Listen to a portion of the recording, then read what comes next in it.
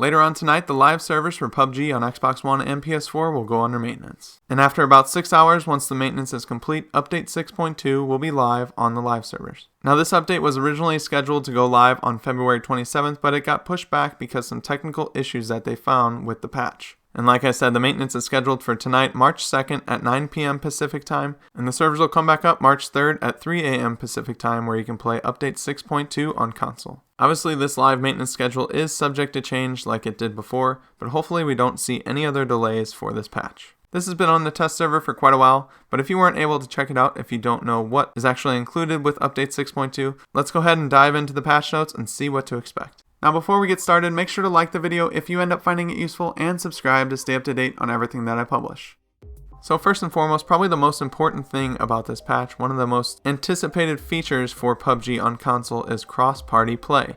For quite a while now, we've been able to actually play against each other on Xbox and PS4 with cross-platform play, but we haven't actually been able to party up together and play on the same team. But with Update 6.2, that is going to be possible. Players on console will now be able to invite each other into a single party with the new cross-party play feature. There's an all-new friends list on PUBG when you fire it up. If you didn't check out the test server, I'll have some examples here for you. And that friends list basically has 4 different sections. The first section shows a controller, and that is the platform. This shows your existing friends list for the current platform that you're playing, and it'll show if your friends are online or offline. And obviously from here you can invite those friends to your party.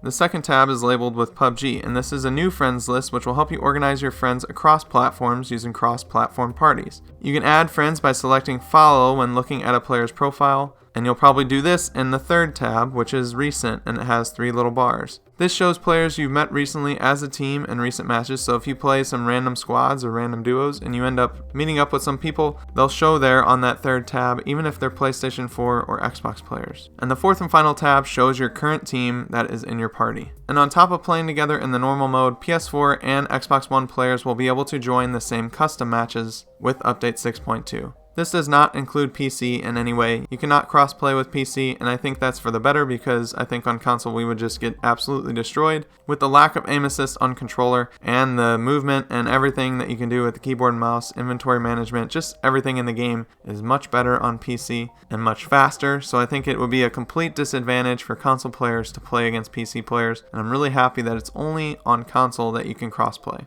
The second biggest thing in this patch is Team Deathmatch, of course. Team Deathmatch was added and we played it quite a bit on the PTS and it was a lot of fun. It's actually a great mode to get warmed up on. I don't know if it's going to keep people from playing the Battle Royale portion of the game, but it is a lot of fun and you can really get a lot of practice in and get better at the game. For now, Team Deathmatch is an 8v8 mode across 7 different map locations. It's first-person perspective only, which I think is a good thing in Team Deathmatch. You don't want people hiding behind rocks or hiding behind cover too long in a match that's supposed to be all about gunfights. First-person perspective kind of forces people into action. It behaves like other TDM modes that you've played and different games like Call of Duty and Battlefield, but let's go over the rules for PUBG's version. So like I said, it's 8v8 and the first to 50 kills wins, or the team with the most kills after 10 minutes have expired wins the round. And you have to win 2 rounds out of 3 in order to win the match. Unlike War Mode, you don't have to parachute down every time you die.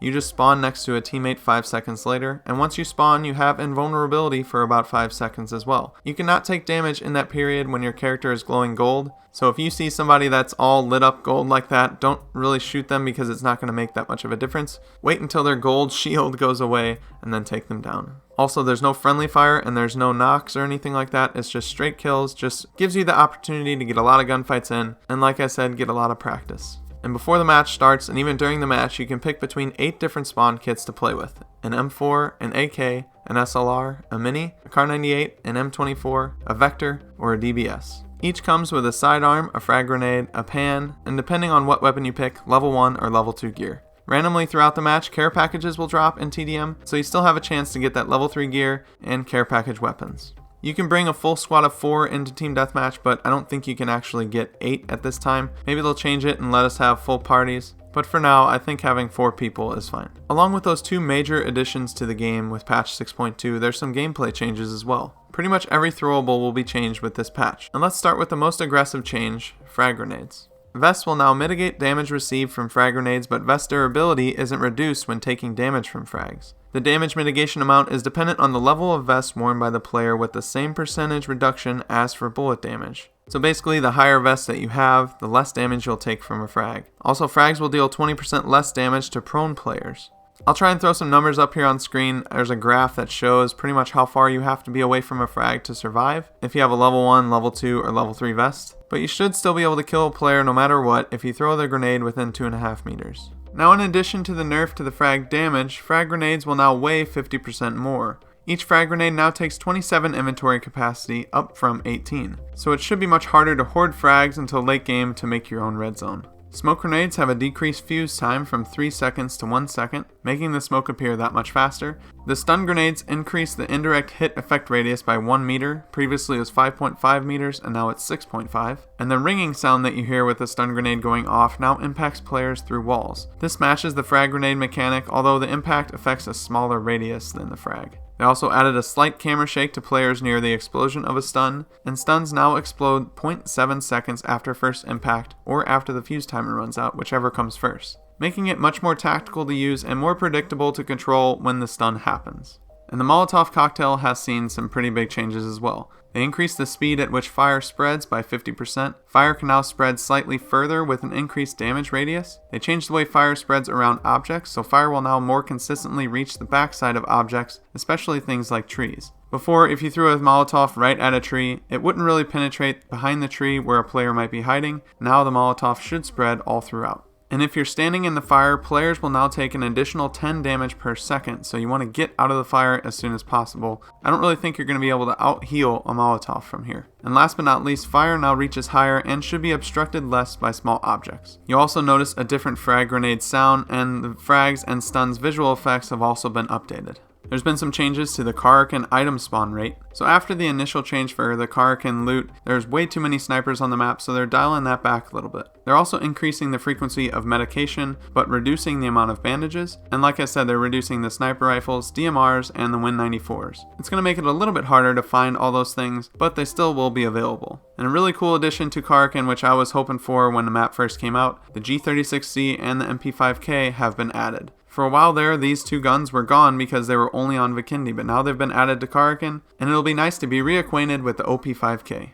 And there's been a slight adjustment to right peeking and leaning. So before, you could kind of look around a corner without leaning or without actually going for that peek, and you'd be able to shoot the player there without actually exposing yourself. Well, now they've made some adjustments so more of your body is exposed when you're looking around a corner. If you're not leaning, some of your right shoulder should be showing, but I do think it still needs to be increased a little bit more from what I've seen. And a couple other gameplay details here. The waypoint feature is finally being added to console. This has been on PC for a little bit, but you can actually map a route for you to take for you and your squad to see by choosing 4 different points on the map.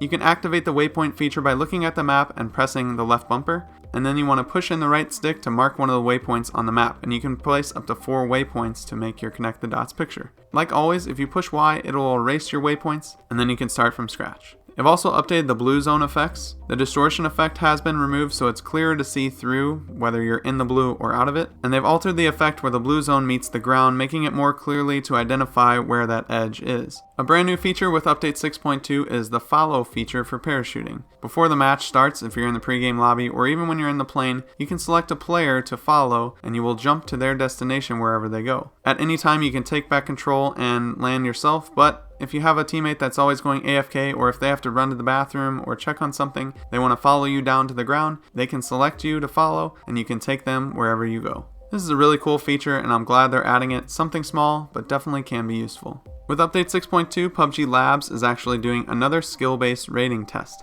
And this is the second go around, so we'll see exactly how this goes and what's different from before. But basically, the more you play, the more chance you have to get a higher rank. And the higher rank you get, the harder it's going to be to climb even further. This does not really mean anything for the game. It's just a test, and it's just some bragging rights that you can share with your friends. But I do encourage everyone to opt in so that PUBG gets as much data as possible, and maybe they can implement something permanent in the game with all this feedback. And a major change to the map selection, actually map selection is just gone. It's going to be random queue. You're going to have Karakin, Sanhok, Erangel, and Miramar, and you're going to get a random map. You're not going to be able to pick Karakin by itself anymore and then go through others for the other 3. In about the last week or so, Miramar was actually taken out of rotation on the live servers, thankfully for all of us that like Miramar. They took it out because of all the crashing that was happening, but this patch should alleviate a lot of that crashing, fingers crossed. But that's going to do it for the patch. Update 6.2 should be live for PUBG on Xbox One and PS4 later tonight. The live servers March 2nd at 9 p.m. Pacific time will be going down. But I'm pretty excited for this patch overall. I'm excited for a team deathmatch, and I'm also excited for people to be able to play with other players on different consoles. It's a really cool thing to see,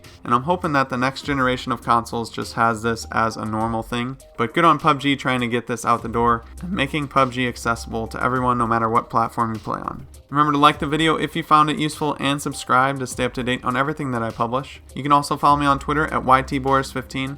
But with all that being said, I hope you guys have a good rest of your day. Until next time, I'll see you later.